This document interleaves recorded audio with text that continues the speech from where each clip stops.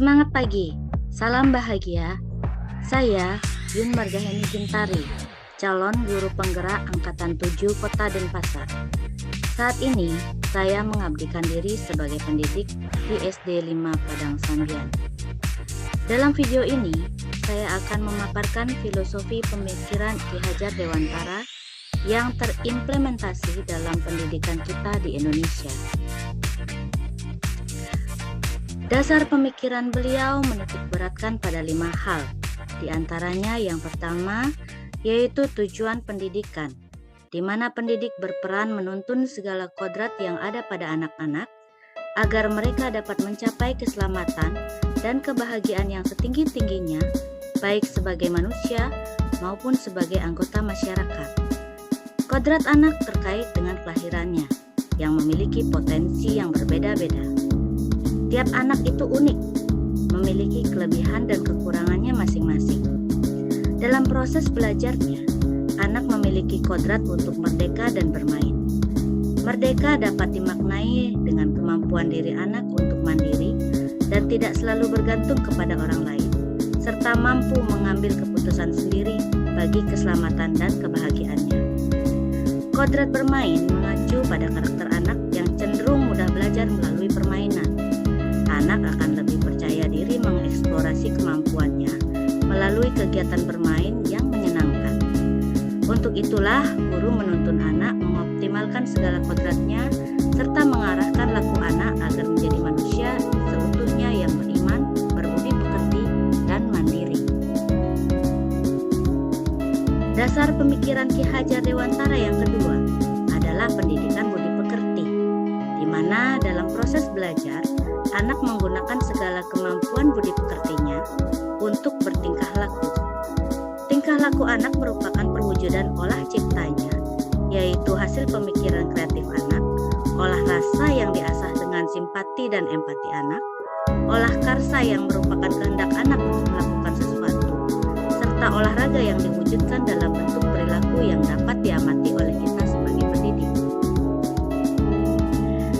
Dasar pemikiran Ki Hajar Dewantara yang ketiga yaitu pendidikan berpusat pada anak, mendorong pendidik menerapkan segala jenis pengajaran dan pendidikan yang memenuhi segala kebutuhan belajar anak sehingga minat, bakat, dan potensinya dapat tersalurkan secara optimal.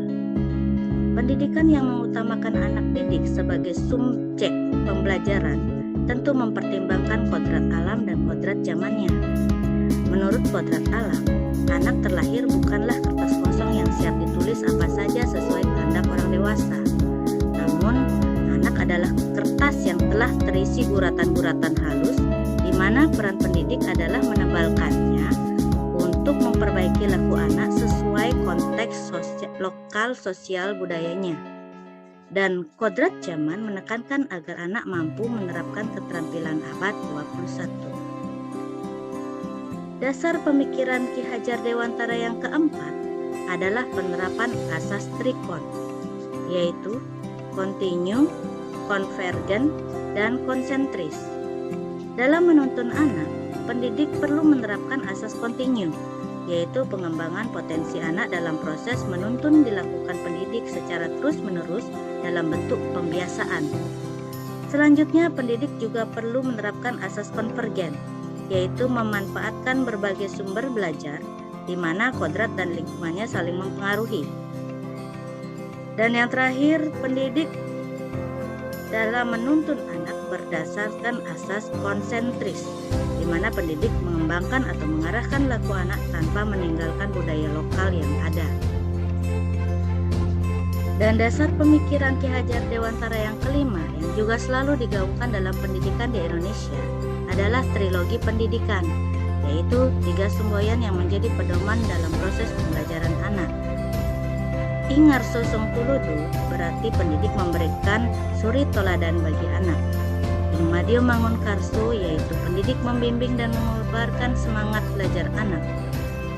Tuturi handayani adalah dorongan dan motivasi pendidik agar anak mandiri bereksplorasi. Ibarat seorang apoteker yang meracik obat, Tentu apoteker tersebut harus dapat mengenali karakter zat-zat kimia yang akan diraciknya. Jika takaran zat kimia yang tercampur dengan tepat dan dikonsumsi dengan dosis yang tepat, maka zat-zat tersebut akan menjadi obat yang membantu meningkatkan kesehatan tubuh. Namun jika takarannya salah, bisa jadi akan menjadi racun bagi tubuh dan paling buruk bisa berdampak kematian bagi yang mengkonsumsinya. Begitu pula pendidik dalam menebalkan guratan-guratan halus di kertas putih anak, yaitu menuntun anak melakukan proses pembelajarannya dan memperbaiki lakunya. Pendidik harus mengenali keunikan yang dimiliki anak dan membimbingnya sesuai potensi, minat, bakat yang dimilikinya, baik melalui pembiasaan, kegiatan ekstrakurikuler, dan pembelajaran di kelas. Di sekolah kami, pengimplementasian pemikiran Ki Hajar Dewantara dilakukan dengan melakukan pembiasaan 5S. Salam, senyum, sapa, sopan, dan santun. Itu untuk memperbaiki laku budi pekertinya. Kemudian senantiasa berdoa dalam memulai dan menutup setiap kegiatan, serta melatih simpati dan empati melalui program dokter kecil, melatih kolaborasi dengan diskusi asik, mengembangkan kreativitas, bakat, dan tentunya membelajarkan anak dengan keterampilan abad 21 sesuai zamannya. Misal menggunakan proyektor dalam pembelajaran di kelas. Adapun tantangan yang dihadapi pendidik pada masa kini yaitu yang pertama adalah dampak negatif teknologi terhadap anak. Yang kedua, keterbatasan kemampuan guru untuk memfasilitasi kebutuhan anak. Untuk menghadapi tantangan tersebut, kita mempunyai solusi, yaitu salah tiganya, yaitu guru senantiasa mengupgrade diri mengikuti zaman. Jadi kita berpegangan kepada semboyan long life education. Jadi guru harus belajar dan terus belajar selama hidupnya. Yang kedua, guru menjadi idola anak sehingga ditiru dan digugu. Dalam pengarahan anak, bagaimana menuntun anak itu akan menjadi lebih mudah ketika guru sudah menjadi idola anak. Yang ketiga, mengkomunikasikan kurangnya fasilitas dengan pihak kepala sekolah dan komite sehingga kebutuhan belajar anak dapat dipenuhi secara maksimal. Demikian pemaparan kami. Salam guru penggerak, tergerak, bergerak, menggerakkan. Terima kasih.